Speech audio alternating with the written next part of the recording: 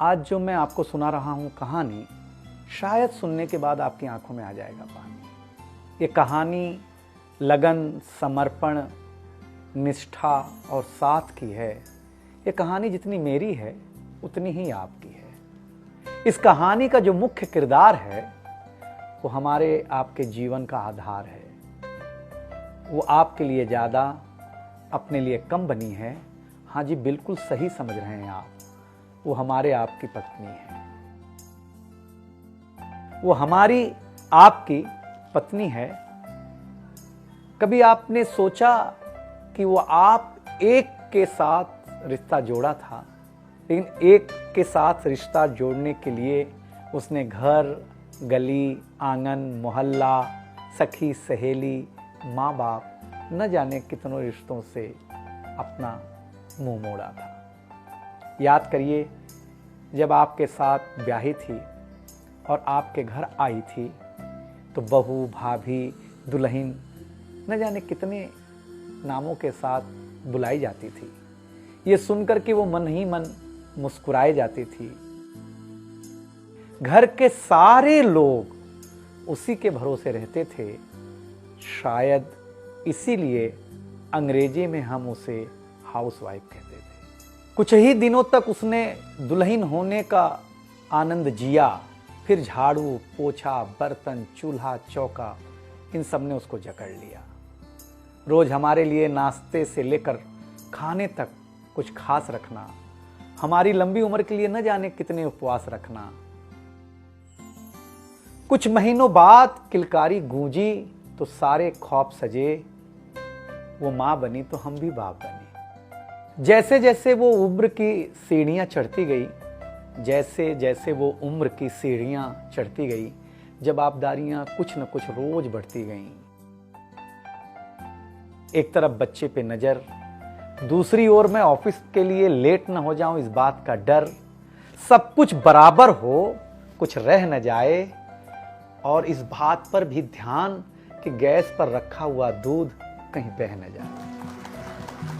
घर वालों की फरमाइशों का चूल्हा जो एक बार चलता, घर वालों की फरमाइशों का चूल्हा जो एक बार जलता, तो कब सुबह, कब शाम, कब रात हो गई उसे पता ही नहीं चलता।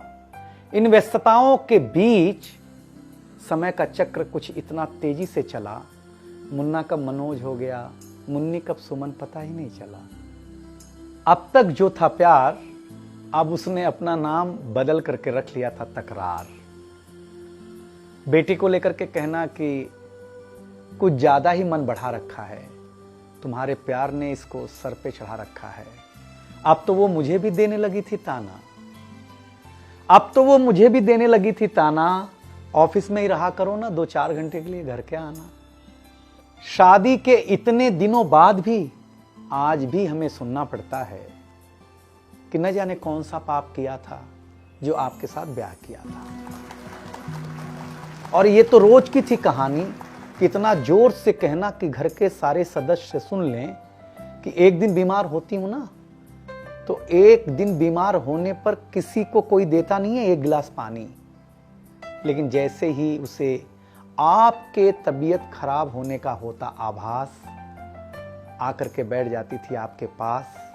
याद तो होगा ना, वो मीठी बातों के साथ माथे पर विक्स लगाना और साथ में कान में यह भी कहना कि कल सुबह अगर अच्छा ना लगे तो फिर ऑफिस मत जाना। लेकिन एक दिन समय ऐसे मोड़ पर ले आता है जहां बदल जाता है जिंदगी का ताना बाना।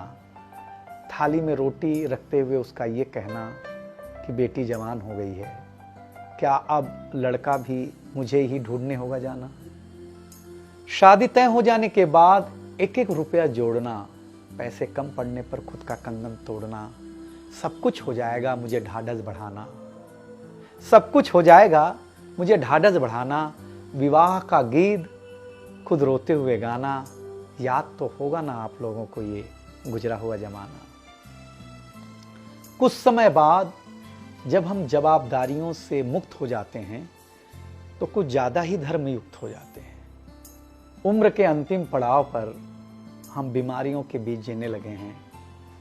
बिना शक्कर की चाय पीने लगे हैं।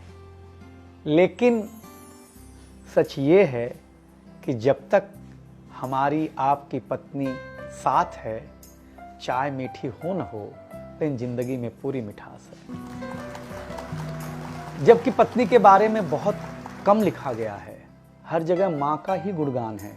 मैं मानता हूँ कि माँ महान है, लेकिन आपके जीवन में आपकी पत्नी का भी महत्वपूर्ण योगदान है। तो आपसे निवेदन इतना सा है कि आप अगर घर पर हों या घर पर जाएं, तो अपनी पत्नी का हाथ हाथ में रख करके संतोषानंद जी का लिखा हुआ एक गीत गाएं कि तू धार है नदिया की, मैं तेरा किनारा हूँ, तू मेरा सहारा है, मैं तेरा सहारा हूँ। आँखों में समंदर है, आशाओं का पानी है, जिंदगी कुछ भी नहीं, तेरी मेरी कहानी।